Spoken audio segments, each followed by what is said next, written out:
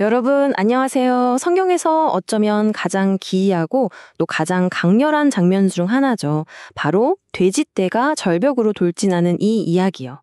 그런데 이 이야기가 우리에게 정말로 말하고 싶었던 건 뭘까요? 오늘 이 시간에는요, 바로 마테오 복음에 나오는 예수님의 권능이 가장 선명하게 드러나는 이 순간으로 함께 들어가 보려고 합니다.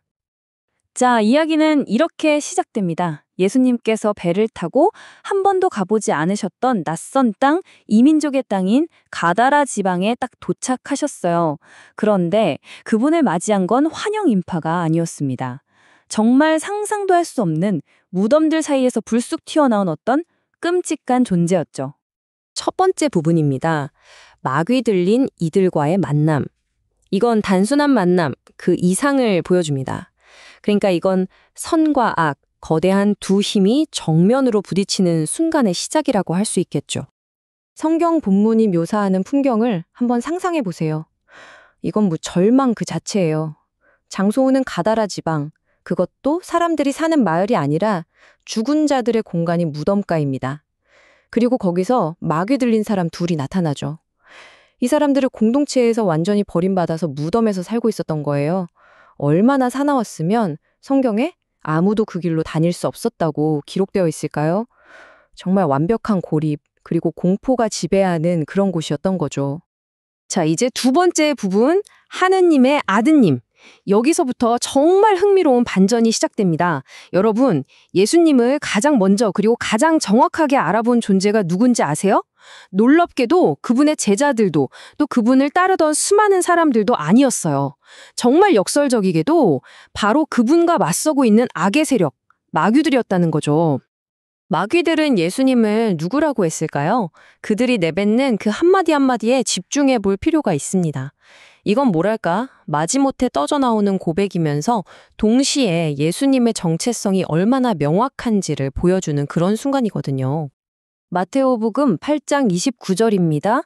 하느님의 아드님, 당신께서 저희와 무슨 상관이 있습니까? 여러분, 이건 그냥 호칭이 아니에요. 마귀들이 그분을 하느님의 아드님이라고 부르는 그 순간, 그건 자신들의 운명을 쥐고 있는 유일한 존재가 바로 예수님이라는 걸 인정하는 거나 마찬가지입니다. 완전히 패배를 직감한 자의 두려움이 섞인 고백인 셈이죠. 그리고 이어서 이렇게 묻습니다. 마테오복음 8장 29절 뒷부분인데요. 때가 되기도 전에 저희를 괴롭히시려고 여기에 오셨습니까? 여기서 정말 중요한 단어가 나와요. 바로 때입니다. 이 마귀들이 말하는 때는 과연 무엇을 의미하는 걸까요? 네, 이 때라는 건요. 바로 마지막 심판의 날, 종말의 시간을 가리킵니다. 모든 악의 세력이 완전히 패배하고 소멸될 바로 그날이죠. 마귀들은 본능적으로 알고 있었던 거예요. 자신들의 끝이 정해져 있다는 걸요. 그런데 지금 예수님이 눈앞에 나타나셨다는 건 와, 이건 정말 충격적인 사건이죠. 그 마지막 심판의 권능이 이미 지금 이 현실 속으로 들어왔다는 뜻이니까요. 세 번째 부분, 악의 본질과 패배입니다. 이제 이야기는 클라이맥스를 향해 달려가는데요. 예수님은 여기서 길게 논쟁하지 않으십니다. 대신에 단 하나의 강력한 명령으로 당신의 권위가 어느 정도인지를 그냥 보여주시죠. 마테오복음 8장 32절, 정말 짧고 강력한 한마디입니다.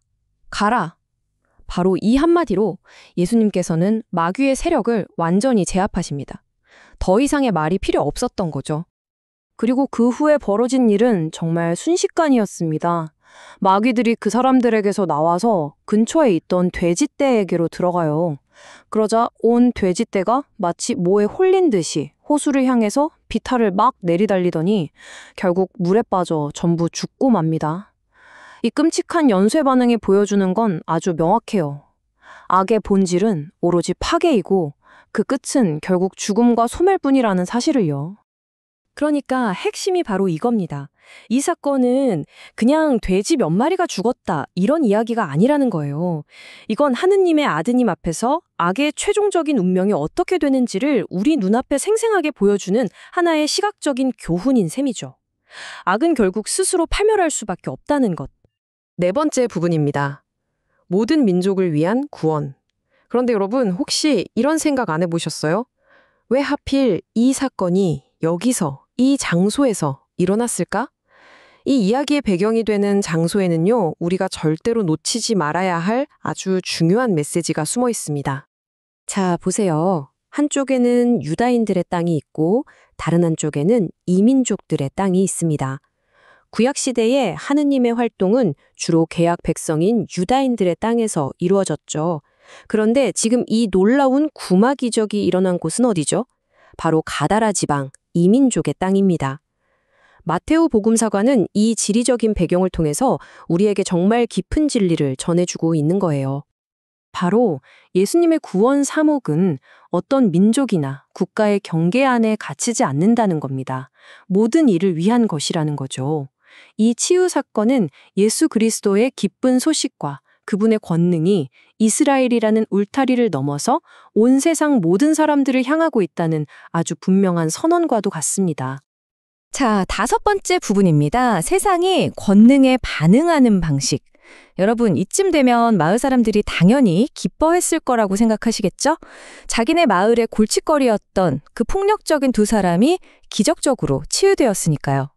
그런데 이 사람들의 반응이야말로 이 이야기에서 가장 놀랍고 어쩌면 가장 충격적인 부분입니다. 소식을 듣고 달려온 마을 사람들이 딱 마주한 상황을 보세요. 한쪽에는 기적이 있습니다. 두 사람이 자유를 얻어서 공동체로 돌아왔죠. 그런데 다른 한쪽에는 뭐가 있죠? 바로 비용이 있습니다. 자신들의 경제적 자산이었던 그 어마어마한 돼지떼가 전부 사라져버렸어요. 그들은 이 기적과 비용 사이에서 선택을 해야만 했습니다. 마테오복음 8장 34절입니다. 저희 고장에서 떠나주십사고 청하였습니다. 정말 충격적이죠. 그들은 예수님께 자기네 고장에서 제발 떠나달라고 부탁합니다. 구원을 가져다 준 바로 그분을 스스로 밀어내고 거부한 겁니다. 이 반응은 사실 우리 인간의 깊은 본성을 보여주는 것 같아요. 우리는 종종 하느님의 그 놀라운 능력, 우리의 삶을 완전히 뒤바꾸고 새롭게 하는 그 힘보다도 지금 당장 내가 누리고 있는 익숙하고 편안한 세상의 이익을 더 중요하게 여긴다는 거죠. 그들은 자신들의 삶과 생계에 찾아온 그 혼란을 두 사람이 치유된 기적보다 훨씬 더 두려워했던 겁니다. 여러분이라면 어땠을까요? 그 사람들에게 더 두려웠던 것은 구원이었을까요? 아니면 경제적인 손실이었을까요? 이 질문이 이야기 전체를 관통하고 있죠. 결국 미지의 힘에 대한 두려움과 당장의 경제적 손실이 두 사람이 새 생명을 얻은 그 기적의 기쁨을 완전히 덮어버린 셈입니다. 자, 그럼 핵심 메시지를 정리해 보겠습니다. 이 이야기는 우리에게 3가지를 분명하게 보여줍니다. 첫째, 예수님은 모든 악의 세력을 다스리는 절대적인 권위를 지닌 하느님의 아드님이시라는 것. 둘째, 그분의 구원은 특정 민족이 아니라 모든 민족을 향한 보편적인 것이라는 점. 그리고 마지막으로 이 구원을 받아들여려면 때로는 세상의 안락함보다 하느님의 권능을 선택해야 한다는 사실입니다. 결국 이 이야기는 2000년 전 그 마을 사람들에게 뿐만 아니라 지금을 살아가는 우리에게도 똑같은 질문을 던지고 있습니다. 우리가 하느님의 권능과 마주했을 때 우리는 과연 그분을 위해 기꺼이 자리를 내어드리는 사람일까요? 아니면 혹시 조용히 떠나달라고 청하는 사람은 아닐까요? 우리가 인생에서 진정으로 가치 있게 여기는 것이 무엇인지 다시 한번 생각하게 만드는 질문입니다. 오늘 이 시간 함께해 주셔서 감사합니다.